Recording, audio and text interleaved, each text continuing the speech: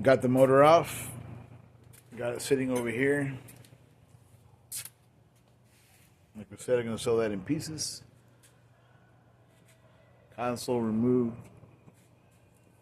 Wiring. I'm going to start pulling that out here pretty soon. Remove the rest of the carpet here on the sides and stuff like that. And then clean up all of this back over here. Pull this wiring out. Whatever I don't need. Clean up the jack plate.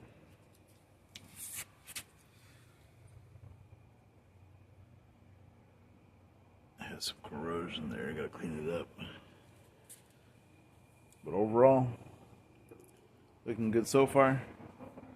Next step, start pulling out the floor.